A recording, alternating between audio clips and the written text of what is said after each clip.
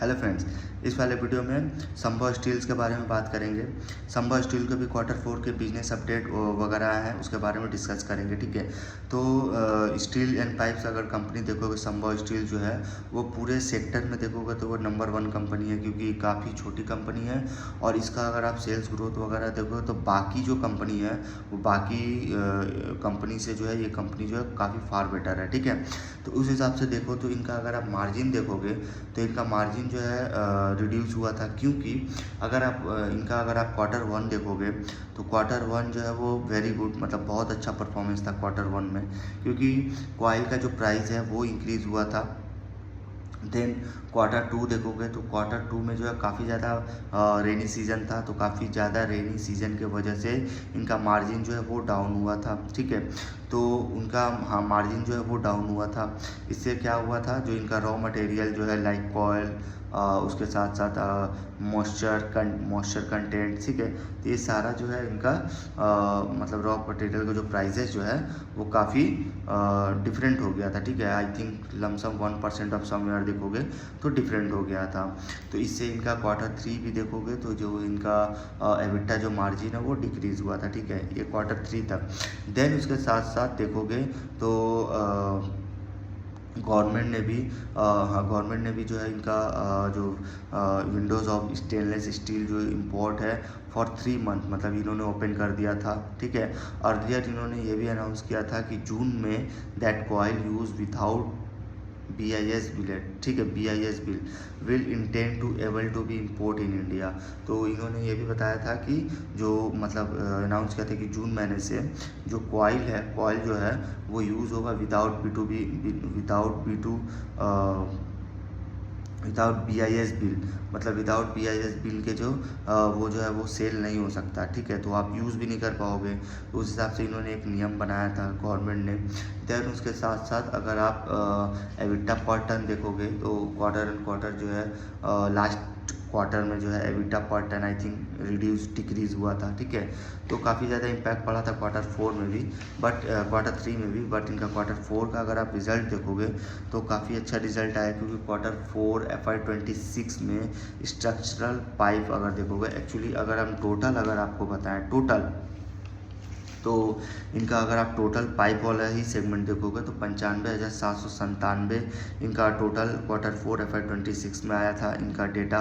Then उसके साथ साथ इनका टोटल लास्ट ईयर देखो Q4 FY25 में तो ये 73,000 था, मतलब 73,000। तो काफ़ी अच्छा इंक्रीमेंट हुआ इनके पूरे पाइप सेक्टर में। देन उसके साथ साथ अगर आप इंडिविजुअल देखोगे तो जैसे स्ट्रक्चरल पाइप एंड ट्यूब्स है, उसमें Q4 में 58,755 था। Then last year Q4 FY25 में 54,729 था। आप प्री गल्वनाइज कॉइल देखोगे तो वो 22,857 Q4 FY26 में आया। देन उसको लास्ट ईयर 11,926 था। स्टेनलेस स्टील कॉइल देखो 14,185 Q4 FY26 में, Q4 FY25 में 6,351, मतलब काफ़ी अच्छा रोबस्ट ग्रोथ आया था। मतलब अगर संभव स्टील लिमिटेड देखोगे तो इन्होंने बताया है कि मतलब ये एक तो लिमिटेड नंबर ऑफ प्लेयर है इंडिया में, जो है लिमिटेड नंबर ऑफ प्लेयर है जो मैन्युफैक्चरिंग करता है stainless steel coil with backward integration and currently have the capability of manufacturing stainless steel. ठीक है, तो ये इन्होंने बताया। देन उसके साथ साथ इनका अगर आप कैपेसिटी कंज्यूम देखोगे तो इनका कैपेसिटी कंज्यूम टू प्रोड्यूस है HR कॉयल, हॉट रोल, अनेटेड पिकल्स कॉयल, ठीक है, CR कॉयल्स, ये सब इनके जो है वो कंज्यूम होते हैं। देन कंपनी का करेंटली देखोगे तो दो मतलब ऑपरेट्स करती है, 2 मैन्युफैक्चरिंग फैसिलिटी है। पहला सरोरा है, दूसरा कुथरेल है। तो सरोरा और कुथरेल में अगर देखोगे तो इनका इंस्टॉल कैपेसिटी जो है वो 3.5 लाख मैट्रिक टन पर एनम है of ERW pipes and tubes. Then 1,16,000 metric ton per annum जो है इनका प्री गल्वनाइज कॉइन का है। ठीक है। उसके बाद 1 lakh metric ton per annum जो है वो प्री गल्वनाइज पाइप का है, ठीक है। और 58,000 मैट्रिक टन पर एनम जो है स्टेनलेस स्टील कॉइल्स, ठीक है। तो ये काफ़ी इनके जो प्रोडक्ट है उनका ये कैपेसिटी है, ठीक है।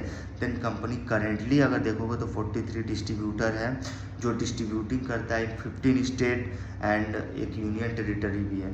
देन इसके बाद जो डिस्ट्रीब्यूटर है देखोगे तो eastern distribute our finish product through over 700 dealer in India. Then company का अगर आप देखो तो इन्होंने हाईएस्ट एवर सेल वॉल्यूम जो है वो अचीव किया है, ठीक है। हाँ, अचीव किया था। देन उसके साथ साथ कंपनी का एबिटा पैटर्न देखोगे वो रिड्यूस हुआ है, ठीक है। तो उसके साथ साथ इनका मार्जिन भी जो है काफ़ी ज़्यादा रिड्यूस हुआ है। देन उसके साथ साथ अगर आप देखो तो इनका